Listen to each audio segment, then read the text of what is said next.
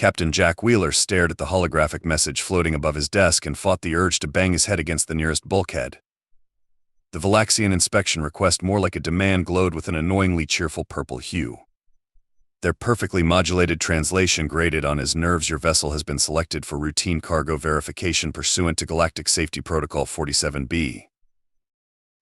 Routine, my ass, Wheeler muttered, running a hand through his graying hair. Computer, show me the Velaxian patrol pattern for the last 6 hours. A web of crossing lines appeared, centered suspiciously around his ship's projected course. The Velaxians had been shadowing them since they left port, probably hoping Wheeler would try something stupid. Like running. Captain First Officer Miguel Rodriguez's voice crackled over the intercom. They're charging weapons. Wheeler sighed. Of course they are. Because God forbid anyone question the authority of the almighty Velaxian Dominion, he pressed the ship-wide comm button. All hands, this is the captain. Look alive, people. We've got some stuck-up energy weapon enthusiasts who want to play inspection. The crew's groans echoed through the ship.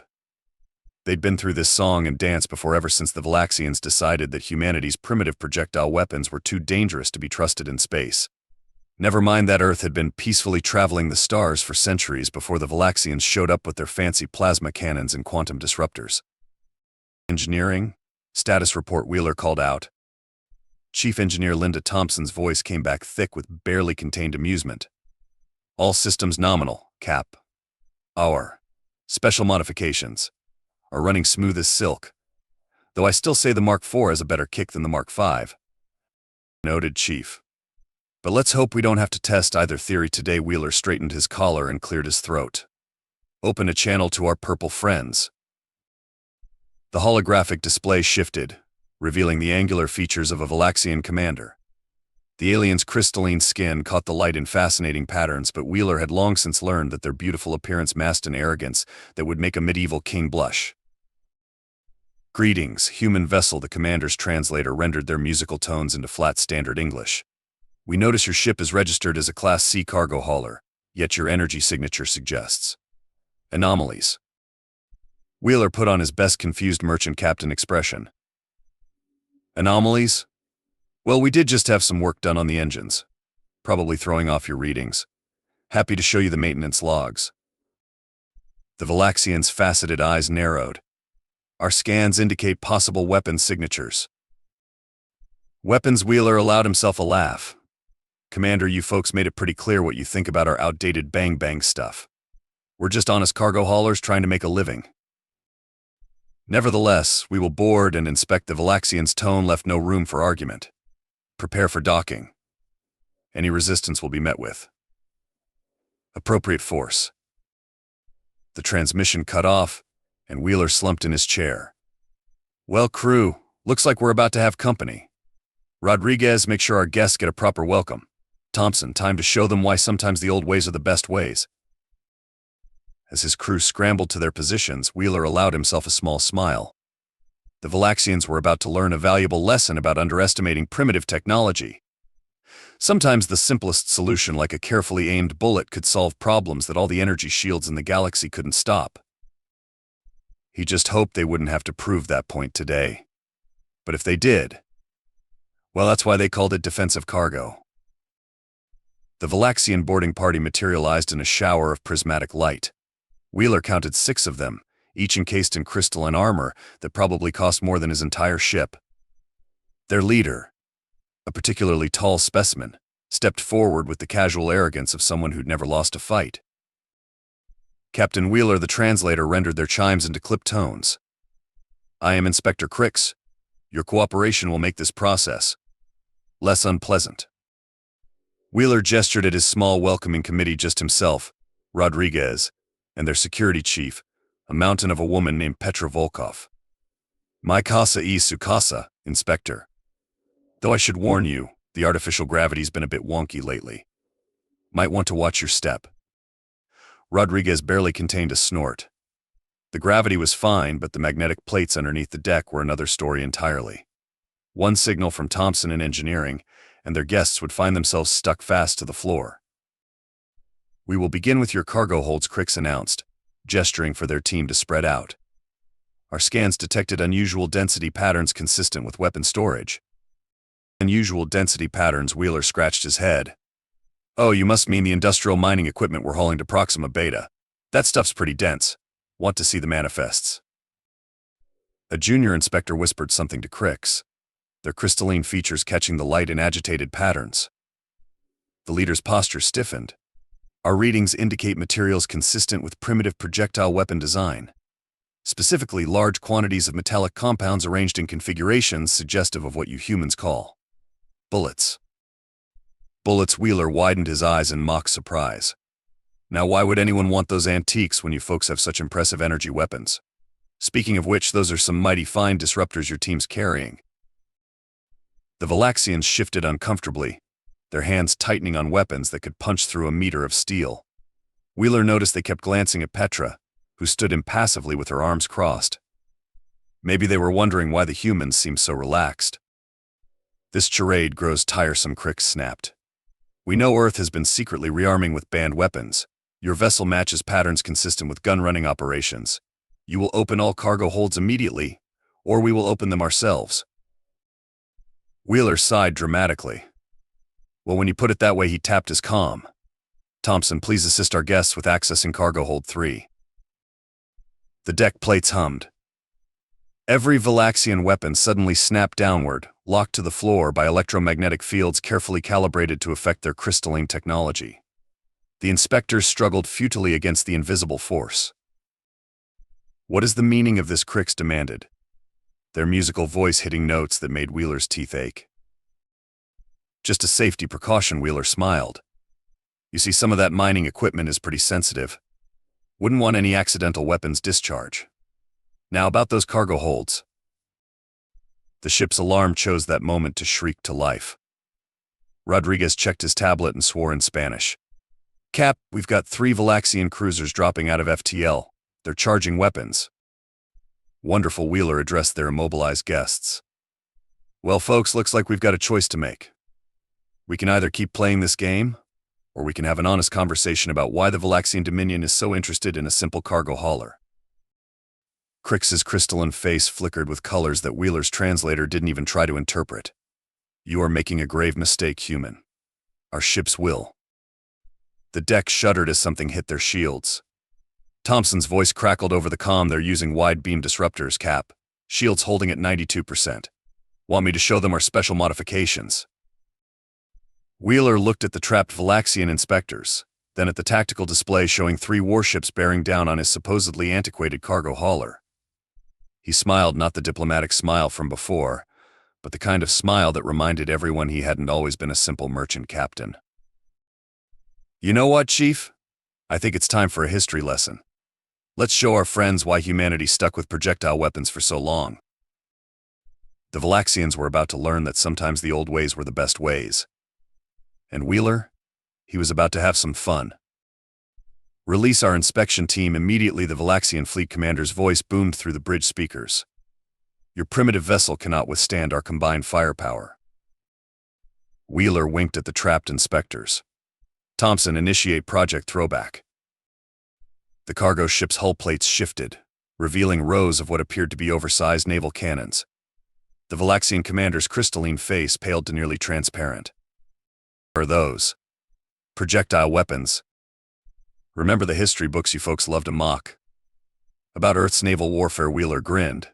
Turns out those old battleship designs had some merit, especially when you combine them with modern materials and targeting systems. Rodriguez brought up the tactical display. They're clustering their ships, Cap, trying to overlap their shields for maximum protection. Typical, Wheeler shook his head. They still think energy shields are the answer to everything. Thompson, load the Mark V shells. Loaded and ready, Thompson's voice carried a note of professional glee. These beauties are running at about 30% of light speed. Even with inertial dampeners, they're going to feel it. The Velaxian ships opened fire, their energy weapons splashing against Wheeler's shields in a dazzling display. Crix, still magnetized to the deck, spoke up. Your shields cannot hold forever. They don't need to. Wheeler keyed the firing sequence. Fire solutions locked. Thompson, give them a taste of the old ways. The ship shuddered as the first volley launched. At a fraction of light speed, the tungsten carbide shells crossed the space between ships almost instantly. The Velaxians' overlapped shields, designed to dissipate energy weapons, might as well have been tissue paper against the kinetic impact. Secondary explosions blossomed across the lead cruiser's hull. The other ships broke formation, their commanders finally realizing their tactical error. But Wheeler's gunners had trained for this, their modernized ballistic weapons tracking and firing with computer-assisted precision. Direct hits on all targets, Rodriguez reported. Their shields are failing. Multiple hull breaches detected. The Velaxian commander's voice crackled through the chaos. This is impossible. Your weapons are obsolete. Obsolete, Wheeler laughed. Let me explain something about human engineering. We don't abandon what works, we improve it. Those aren't just cannons out there. They're mass drivers using gravity manipulation to accelerate projectiles to relativistic speeds. Sure, energy weapons are clean and pretty. But sometimes you just need to put a very fast piece of metal through a very specific point in space. A secondary explosion rocked the lead Velaxian ship. Wheeler watched as their formerly pristine hull began venting atmosphere. The other two ships were already retreating, their commanders apparently deciding that discretion was the better part of valor. Should we pursue? Rodriguez asked. Wheeler looked at their captive inspection team. I think our friends have learned enough for one day. Thompson, power down the mass drivers. Let's show them humans can be merciful too. The Velaxian commander's next transmission was considerably more subdued. We request terms for the release of our inspection team. Terms. Wheeler pretended to think it over. How about this? You acknowledge our right to arm our ships as we see fit, and we'll pretend this little incident never happened. Oh, and maybe update your databases about primitive human weapons. As the Velaxians grudgingly agreed, Wheeler could have sworn he saw respect in Crix's crystalline features. Sometimes the best way to win a fight was to remind your opponents why they shouldn't have started it in the first place. And sometimes the old ways really were the best ways. The relative peace lasted exactly 8 minutes before Rodriguez's console lit up like a Christmas tree. Multiple FTL signatures, Cap.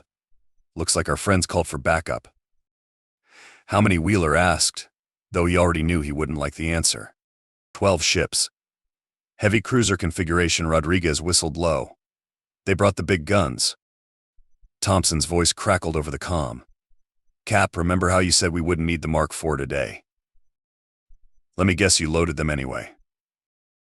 Would I be your favorite engineer if I followed all your orders?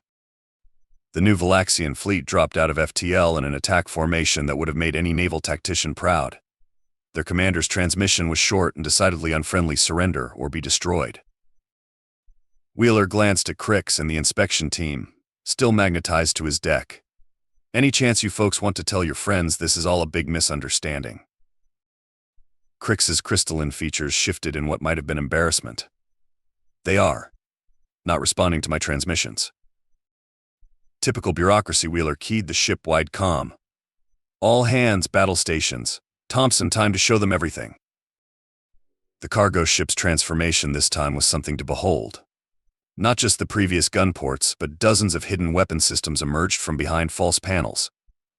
The Velaxians watched in stunned silence as what they'd dismissed as an obsolete hauler turned into a bristling fortress of primitive firepower. What manner of deception is this? The fleet commander demanded. Remember how I mentioned combining old tech with new ideas? Wheeler grinned. Welcome to Project Throwback Mark IV. Those first guns were just the warm-up act. Rodriguez's tactical display showed the Velaxian fleet spreading out, trying to surround them. They're not taking chances this time, Cap. Multiple target locks. Well then, Wheeler cracked his knuckles. Let's show them our party trick. Thompson, initialize the shotgun protocol. The engineer's laugh was positively wicked. With pleasure, Cap. Loading Mark IV shells. These beauties are filled with about 1 million tungsten ball bearings each. At relativistic speeds, they'll turn that fancy formation into Swiss cheese. The Velaxian fleet opened fire, their energy weapons substantially more powerful than the previous attackers. Wheeler's ship rocked under the assault.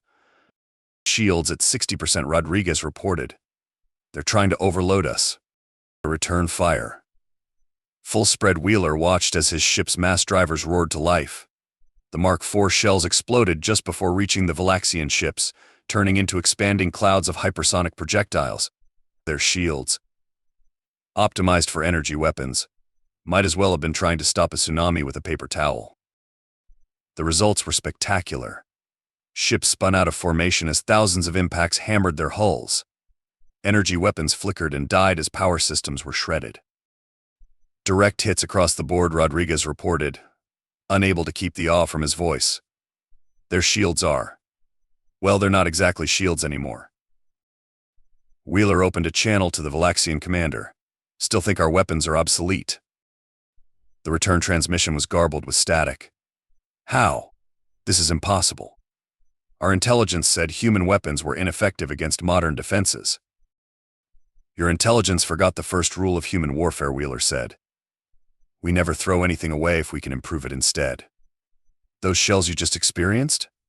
That's Civil War era grape shot combined with modern propulsion technology. Sometimes the old solutions are still the best, you just need to give them a little upgrade. The Velaxian fleet was already retreating, their once pristine ships now looking like they'd gone through an interstellar cheese grater. Wheeler turned to his captive inspection team. Now, about those cargo manifests. The Velaxian reinforcements arrived exactly how Wheeler predicted in overwhelming numbers. 30 ships dropped out of FTL, surrounding his vessel in a sphere of crystalline warships. Well, Rodriguez muttered, they're learning. Thompson's voice crackled through the comm. Cap, remember that special project I've been working on? The one you said was crazy. The one with the Civil War cannon design. That's the one. Think it's time to test it. The new Velaxian admiral's transmission cut through their conversation. Your primitive tactics cannot save you now. Surrender your weapon designs and we may show mercy. Wheeler glanced at Crix. Your people really don't handle embarrassment well, do they? The inspector's crystalline features shifted. The Dominion has not faced defeat in 3 centuries. First time for everything, Wheeler nodded to Thompson. Show them your crazy idea. The ship's external hull split apart, revealing what looked like an impossibly large cannon barrel. The Velaxian fleet's energy signatures flickered their equivalent of a nervous twitch. What you're looking at, Wheeler broadcast to the fleet, is something we like to call the Great Repeater. Imagine one of those old Gatling guns, scaled up to ship size, firing relativistic rounds. Thompson, care to demonstrate? The massive weapon began to rotate. Each barrel, and there were dozens fired in sequence, launching projectiles at a significant fraction of light speed. The effect was like a garden hose spraying hypersonic tungsten across space. Velaxian ships scattered, their formation breaking apart as they tried to evade. But Thompson's targeting computers had calculated every trajectory, turning space itself into a killbox of intersecting fire lanes. Multiple direct hits, Rodriguez reported. Their shields are failing faster than they can redistribute power. We're actually overwhelming their ability to track incoming fire. Wheeler opened a channel to the Admiral. Fun fact about human history, we figured out that volume of fire often matters more than individual shot power. Your shields might stop one relativistic round, but how about 1,000 per second? The Velaxian fleet's response was chaos. Ships collided trying to escape the barrage, while others simply lost power and drifted. The few that maintained shields found themselves boxed in by their own disabled allies. Engineering to bridge, Thompson called. The Great Repeater's working better than simulations predicted. Want to see something really fun? Define fun, Chief. Remember those electromagnetic rounds we designed? The ones that generate their own magnetic fields. Wheeler grinned. Do it. The next volley of rounds created a web of electromagnetic interference, turning the battlefield into a maze of overlapping fields. Velaxian ships, dependent on their crystalline technology, found their systems disrupted by the magnetic chaos. The Admiral's next transmission was considerably less confident. What manner of weapons are these? Just some old ideas with new twists, Wheeler replied. Sometimes the simplest solutions are the best. Like taking a bunch of metal, making it go really fast, and adding some electromagnetic chaos for flavor. As the Velaxian fleet retreated in disarray, Wheeler turned to his still captive inspection team. So, about those cargo manifests. I think it's time we had an honest discussion about the future of human-Velaxian relations. The Velaxian Diplomatic Corps arrived 3 days later, their ships keeping a respectful distance from Wheeler's cargo hauler. The negotiations were surprisingly brief. "Let me understand this correctly," the lead diplomat's translator chimed. "You propose we acknowledge humanity's right to maintain its traditional weapons in exchange for sharing your improvements." "Seems fair," Wheeler shrugged. "You folks have some impressive energy weapon designs. Combine those with our ballistic expertise and everyone benefits." Crix, now serving as technical advisor, highlighted a holographic display. "The human hybridization of historical weapons with modern technology demonstrates unexpected efficiency. Their great repeater design alone represents a quantum leap in military doctrine." The diplomat's crystalline features shifted through rainbow patterns. "And the alternative?" "We keep developing these ideas independently," Wheeler gestured at the still visible battle debris. "And your ships keep learning the hard way." The treaty took less than an hour to draft. As the diplomats departed, Crix lingered. "A question, Captain. You could have destroyed our entire fleet. Why show restraint?" Wheeler smiled. "Because the goal wasn't to win a war. It was to earn respect. Sometimes the best victory is the one where everyone walks away having learned something." "And what did we learn?" "That primitive doesn't mean ineffective. That sometimes the old solutions just need new thinking. And maybe, just maybe, that humans aren't as behind the times as you thought." After Crix departed, Rodriguez reviewed the final casualty reports. 0 deaths on either side, Cap. Though the Velaxian insurance adjusters are going to have some interesting paperwork. Speaking of paperwork, Thompson called from engineering. "What should I put in the log about the Great Repeater?" Wheeler laughed. "Call it what it is, Chief, the galaxy's biggest BB gun. Sometimes the simple solutions really are the best." As his ship resumed its original course, Wheeler reviewed the new treaty.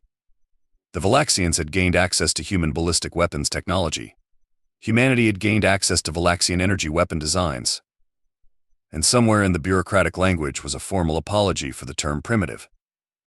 "Not bad for a simple cargo hauler." "Thompson," he called. "How many more old weapons do you have plans to upgrade?" Her laughter echoed through the ship. "Cap, wait until you see what I can do with a trebuchet."